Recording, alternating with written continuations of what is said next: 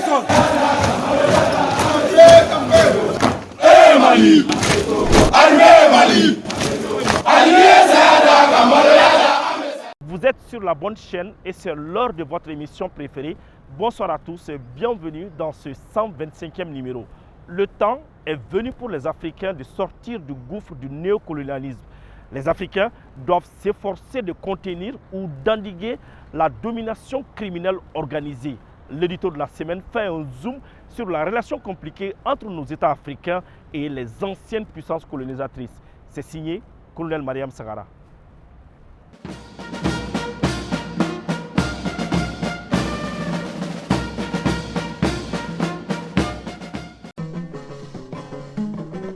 Donongora kafira sanga bonana ulu bisame ningara jayo dolinye ha chafali ibora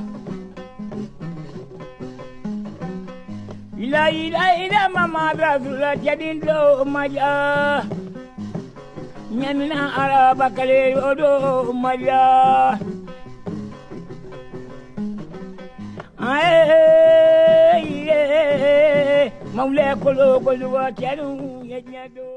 14 puissances d'Europe et des États-Unis se sont réunies à Berlin en 1884-85.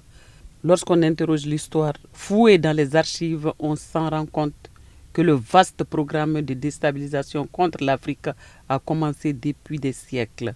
Nous sommes un continent d'histoire bien archivé, car disait l'autre, une administration sans archives est à l'image d'un homme qui marche dans le désert au fur et à mesure qu'il se déplace, ses traces s'effacent. Le temps est venu de sortir de ce gouffre pour inverser le rôle.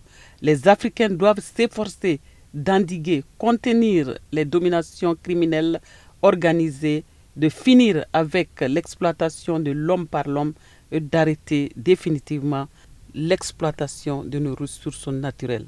Il entrave notre développement et nous empêche de vivre de nos richesses sociales et naturelles. Outre ces exploitations, j'allais même dire surexploitation, ils ont fabriqué, inventé et lâché le terrorisme qui fait ravage. Cette politique de dépeuplement du continent est la version criminelle du programme de l'Afrique sans les Africains. À quelque chose, malheur est bon. Le jeu malsain a été vite découvert par les 3 chefs d'État des pays du Sahel. L'Afrique occidentale est en train de suivre la bonne voie, celle de l'unité africaine tant prônée par les pères de l'indépendance. La liberté absolue désormais arrachée, les pays africains peuvent désormais vivre en paix, circuler librement, cohabiter en toute liberté sans être soumis à l'ordre de l'Occident. Les manipulateurs avaient gagné la confiance de certains traîtres nationaux. Ils avaient prévu de vider le continent, surtout le Sahel. Cette pratique sordide est mort-née parce que l'AES est là, dans un format de confédération africaine. Qu'il pleuve ou qu'il vente, l'AES sera une puissance dans les temps à venir. Au cœur de la montée en puissance des armées, l'AES joue désormais dans la cour des puissances. Oui, nous avons des armées fortes, des armées aguerries, prêtes à préserver nos biens, nos richesses et notre souveraineté, gage d'une union. La bataille de la suprématie occidentale s'amenuise. L'AES ne compte plus se laisser à la merci des vampires qui sucent nos sangs depuis la nuit des temps. L'AES est un balai avec infrarouge qui démasque tous les complots qui affectent la stabilité du Sahel. L'AES va couper les tentacules de ceux qui puisent nos ressources pour armer les terroristes contre nous. L'AES est sur les rampes, nul ne peut l'arrêter. La bataille de la libération est engagée par les peuples de l'AES qui soutiennent leurs dirigeants, même si cela fait la nivaquine chez l'autre. Nous entrons dans une ère de progrès qui se poursuivra sans cesse plus vaste et sans cesse plus confiante. Cela s'appelle AES. Bato majarani mari basri dangoma atarida. Bato majarani tamadindri jebaro atarida.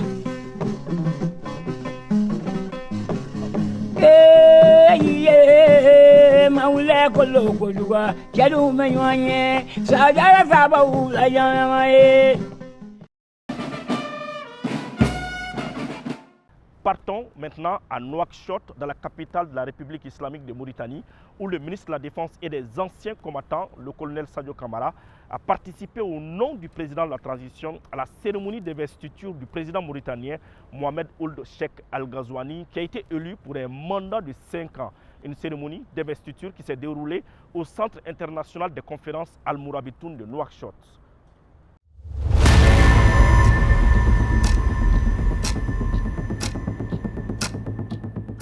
Une poignée de main entre deux hommes d'État. La symbolique est forte et les regards expriment le respect mutuel dans une coopération au dénominateur multiple. Un geste qui renforce une fois de plus les liens séculaires qui ont toujours lié nos deux pays.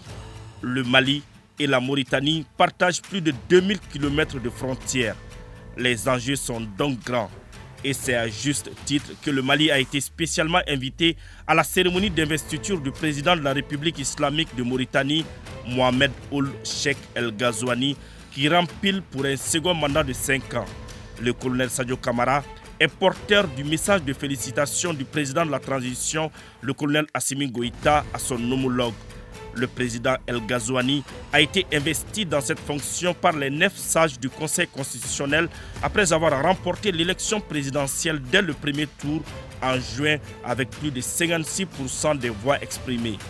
Une cérémonie de belle facture qui s'est déroulée dans la grande salle de plus de 3000 places au Centre international des conférences Al Mourabitoun de Nouakchott devant un parterre de chefs d'État et de gouvernement et présidents d'institutions africaines et étrangères. Durant son second mandat, le président El Ghazouani veut faire de la lutte contre la corruption son cheval de bataille.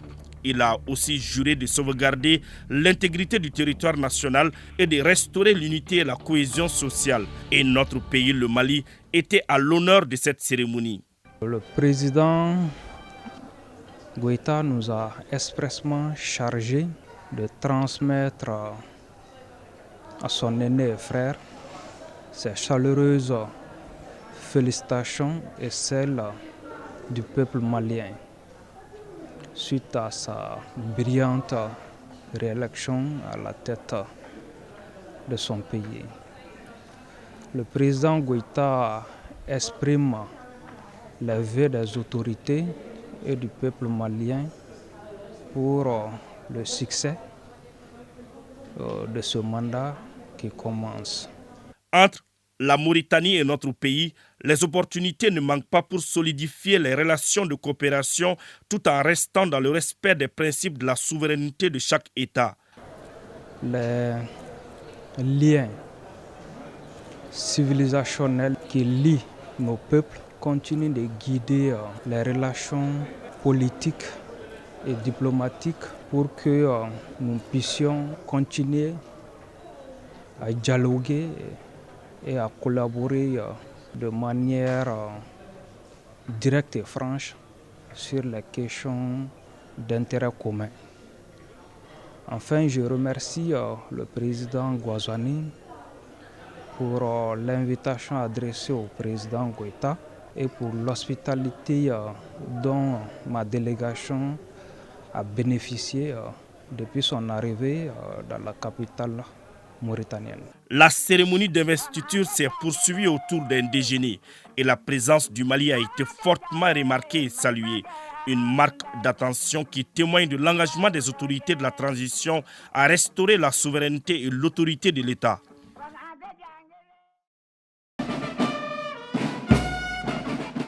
Avec le peuple malien, les autorités militaires, avec à leur tête le chef suprême des armées, ne mettent pas la poussière sous le tapis. Voilà pourquoi ils bénéficient du blanc-seing des Maliens. On voulait savoir si tel était le cas à l'extérieur du pays. Au cours de cette cérémonie d'investiture, nous avons suivi discrètement le ministre de la Défense et des anciens combattants. Vous allez voir toute l'estime dont bénéficiait la délégation malienne à Nouakchott. Suivons.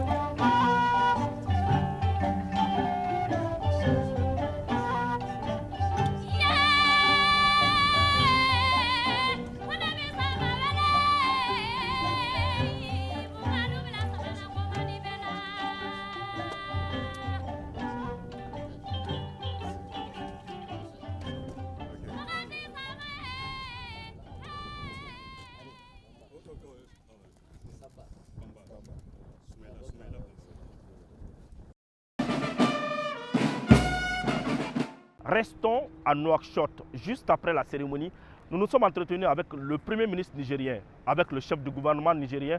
Nous avons échangé sur les acquis de l'Alliance des États du Sahel. Suivons. Je pense que nos trois pays qui se sont mis ensemble depuis le début enregistrent des résultats. La mutualisation de leurs moyens sur le plan sécuritaire montre que le combat que nous menons, notamment dans la zone des trois frontières, sont des combats qui donnent des résultats. Mais il ne faut pas oublier que ceux qui ont instauré cette situation ont laissé derrière eux, évidemment, un très grand défi. Et donc, nous poursuivons cela, nous engageons des résultats. C'est difficile, c'est sûr, mais nous allons atteindre les objectifs, Inch'Allah. Sur le plan du développement également, nous avons décidé d'avoir des politiques communes. Je crois que vous avez dû suivre il y a quelques jours à Niamey. Il y a eu une réunion avec le vice-président de la Banque mondiale où les trois ministres de l'économie et des finances se sont rencontrés pour faire entendre à cette institution les raisons qui sont les nôtres, celles de se mettre ensemble, avoir des projets structurants communs au profit de nos populations. Nous poursuivons également les échanges sur le plan socio-culturel. Le colonel-major qui est ici s'est rendu au Burkina il y a quelque temps. Les Burkinabés et les Maliens sont venus à Niamey pour, disons, l'anniversaire qui a été célébré il y a quelques jours. Donc ça veut dire que c'est une voie qui est très visible et nous nous en félicitons. Écoutez, toute naissance, surtout quand elle est noble, empêche beaucoup de dormir. C'est un combat de longue haleine. Comme dirait l'autre, le chien aboie, mais la caravane passera. Nous allons atteindre cet objectif, Inch'Allah, ensemble. Retour dans notre pays, la 12e promotion de l'école d'application des officiers a bénéficié d'un cours du chef d'état-major général des armées, le général de division Oumar Diarra. Un entretien qui a permis à ces officiers d'en savoir plus sur le leadership d'un officier sur le théâtre des opérations.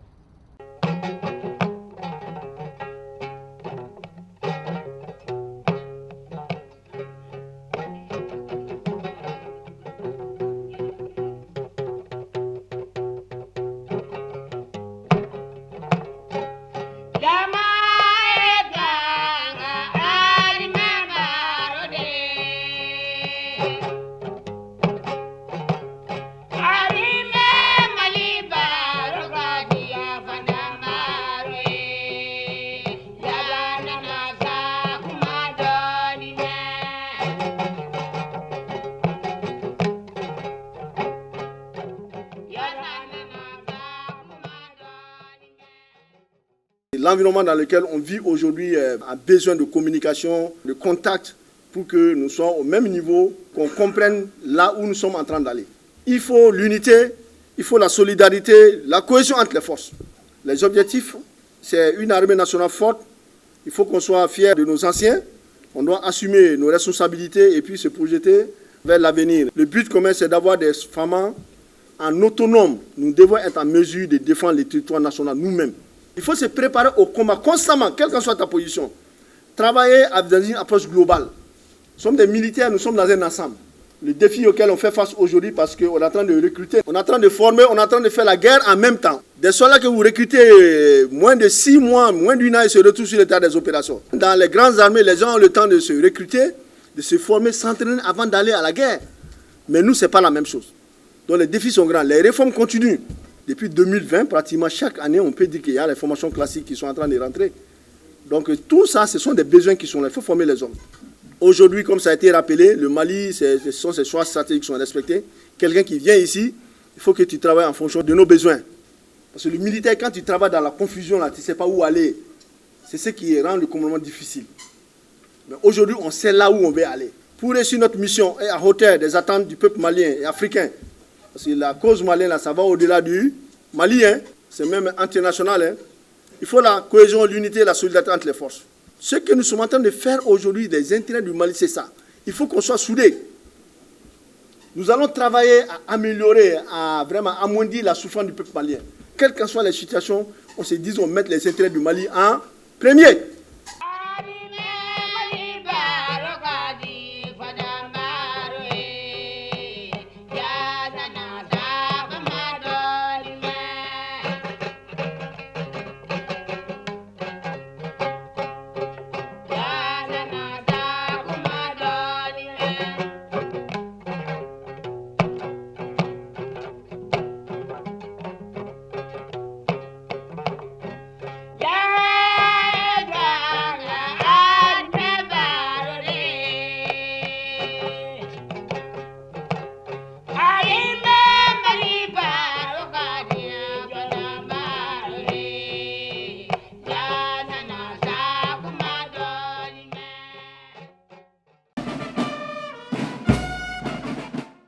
Suivons maintenant les temps forts de la cérémonie de sortie de la 12e promotion de l'école d'application des officiers à Koulikoro. C'est avec Alassane Amadou.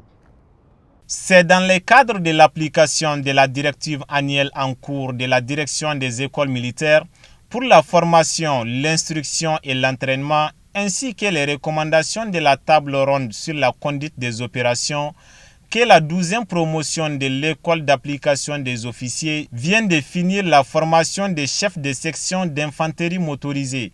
Cette promotion militaire est composée de 98 officiers, dont 43 de l'armée de terre, 22 de la garde nationale, 7 de l'armée de l'air, 10 de la direction du génie militaire, 7 de la gendarmerie nationale, 3 de la transmission, 2 de la direction centrale des services de santé des armées, 2 de la police nationale et 2 de la protection civile. Pendant 6 mois de renforcement des capacités de commandement et de leadership, ces 98 officiers ont appris et pratiqué entre autres la tactique, la topographie, l'armement, l'instruction sur les tirs au combat, l'instruction sur les tirs au mortier, les transmissions et la pédagogie. Officiers de la 12e promotion de l'école d'application des officiers, je vous félicite pour les efforts consentis et le succès. La cérémonie de ce matin marque non seulement la fin de la formation et la remise des diplômes, mais aussi le début d'une nouvelle partie de carrière de leaders de contact mieux outillés et bien préparés à faire face à leurs responsabilités futures. Conformément aux directives de commandement du chef d'état-major général des armées, je vous instruis, en toutes circonstances, de commander et décider avec professionnalisme tout en adaptant votre style de commandement à votre époque et aux circonstances. De chercher à connaître et comprendre votre environnement de travail, votre hiérarchie ou vos subordonnés. Soyez des leaders de contact capables de donner des réponses aux problèmes de vos subordonnés, car ce sera l'essence de votre travail. Assumez pleinement vos responsabilités et décisions, de veiller au respect strict du droit de conflits armés, du droit humanitaire et du droit international humanitaire. À l'issue de la formation, le sous-lieutenant Bintou Diakité de l'armée de l'air est sorti major de cette 12e promotion avec 17,13 de moyenne. Cette énième promotion de l'EAO sera appelée à mettre en œuvre les connaissances acquises dans la lutte contre le terrorisme, la maîtrise de la violence, la sécurisation et l'assistance humanitaire.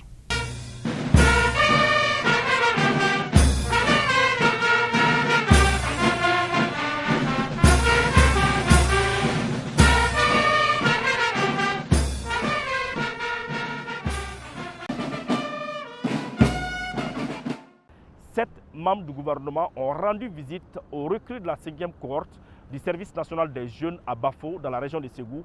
Une visite suivie par notre reporter, le sergent Bitoufine Traoré. Ils sont 796 éléments au titre de la 5e cohorte du service national des jeunes qui reçoivent cette importante délégation gouvernementale composée de 7 ministres du gouvernement venus s'enquérir des conditions de formation des jeunes recrues. Les jeunes recrues composés des enseignants de collectivité, des fonctionnaires de la nouvelle ENA, des greffiers en chef, des auditeurs de justice qui reçoivent depuis plus de 5 mois une formation commune de base au camp militaire de Bafo. Les recrues de la 5e cohorte suivent la formation avec dévouement et abnégation. Elles sont en phase terminale de la formation, c'est-à-dire les examens de fin de formation, et ont terminé avec l'examen de sport. Je les exhorte à mettre le bouchée double pour la suite des évaluations orales des matières enseignées. De façon générale, la formation se déroule normalement et le moral des jeunes soldats est au beau fixe. Pendant cette formation, on a appris surtout la discipline. Et on sait que maintenant la discipline c'est la base de l'armée. Et non seulement après l'armée, la discipline ça peut nous servir, même dans nos différentes localités où on va servir. Et aussi on a appris aussi, comme ils le disent, les métiers d'armes. J'ai beaucoup apprécié la formation parce que moi personnellement, ça m'a beaucoup aidé. Au début, j'avais vraiment du mal à m'exprimer devant une masse. Mais actuellement, je me sens tellement libre que quelle que soit la masse, je peux m'exprimer. Et puis ça m'a permis aussi de comprendre et de savoir beaucoup de choses concernant la vie militaire. Visite guidée des installations des différents ateliers, des cours de démonstration, Des séances de combat ont permis aux visiteurs du jour d'être mieux édifiés sur l'aptitude de ces jeunes cadres appelés à servir l'administration malienne. Nous sommes ici avec le ministre d'État qui conduit cette délégation. Et ça montre la hauteur et l'importance de ce sujet-là ici que nous sommes en train de faire. Et aujourd'hui, nous voyons cette formation de qualité avec toute la rigueur qu'il faut et toute la détermination que nous voyons derrière par rapport à ces acteurs qui ne se connaissaient pas avant, mais qui constituent aujourd'hui à travers cette cohorte une grande famille. Mais je voudrais ici rappeler que la reprise du service national des jeunes est une recommandation très forte issue des assises nationales de la refondation. Et le chef de l'État, son Excellence le colonel Assimi Goïta, a bien voulu appliquer l'ensemble de ces recommandations, y compris bien entendu c'est la reprise du service national des jeunes. Nous reportons ici très satisfaits. Ce que nous venons de voir, d'abord c'est des jeunes fonctionnaires engagés et très disciplinés. Et je pense que c'est quelque part toute l'appréciation que nous ferons des prestations qui nous ont été démontrées ici indique à suffisance le professionnalisme également de l'encadrement militaire. Le dernier message que je voudrais ici transmettre, c'est un message à l'endroit des désespérés, des groupes terroristes qui attaquent fréquemment notre pays. Je pense que c'est le lieu qui comprennent définitivement qu'aujourd'hui tous les jeunes Maliens, tous les Maliens constituent un élément des forces de défense et de sécurité. Et aucun Malien n'acceptera de laisser son pays aux bandits, bien entendu aux criminels de tout bord. En tout cas, nous nous battrons jusqu'au dernier Malien, nous nous battrons jusqu'à la dernière goutte de sang. Et s'il plaît à Dieu, Inch'Allah, la victoire est une question de jour. Un défilé militaire démontre à suffisance que l'ordre et la discipline restent le credo de l'armée malienne.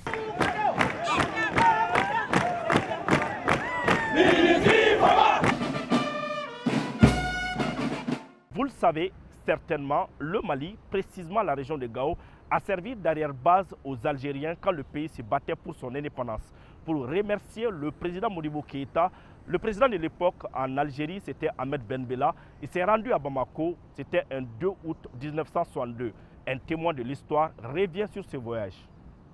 Koba belebelebe ni ankun kankan hakili jigala tasi blado kata kunu 2 août 1962 au-delà Algérie président FLN président min kumel Bembela Anabdou Aziz Bouteflika wera da kumbe fouye place dama ka so dama gaw abora Alger kana Modibo fou Modibo e kewale minke peuple algérien kadaka en français kumbe kukele pour leur lutte de libération munde kera utara biuka Modibo de Mali daele ka gawo kuka arrière base fen beta sogo jalan kumbe tige an mamso de kumbo tige kubla anam mokew toute la journée kodlan kubla kata Alger ni ala yan kuna ja kana ben ni 2 août kunu kana ben 3 août donc ko ba do min kanga fo andewuye c'est un devoir de mémoire vis-à-vis de nos enfants qu'ils sachent ce qui s'est passé mais dem sen wonta don fa ka foué to ala ka binyo gon chaya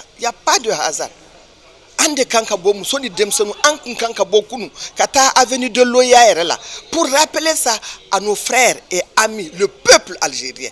Malheureusement rien n'a été fait. On y a faux dans les différentes fenêtres, mais au foyoroté. 1962, aujourd'hui on est en 2024. Ces enfants-là que nous étions, on avait 7 ans. Hommage maintenant à ceux qui ont fait le sacrifice ultime pour le pays, une réalisation de colonel Mariam Sagara et de l'adjudant-chef Adama Traoré.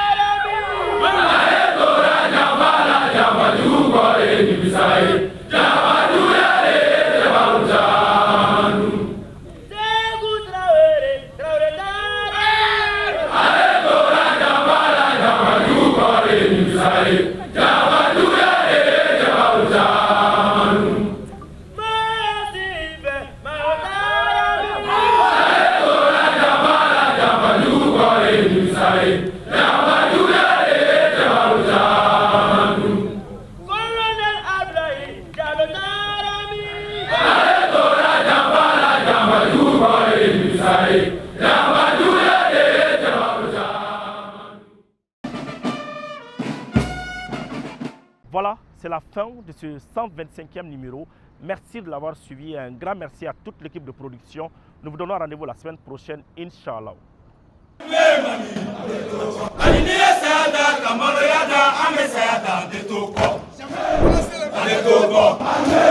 Adegogo.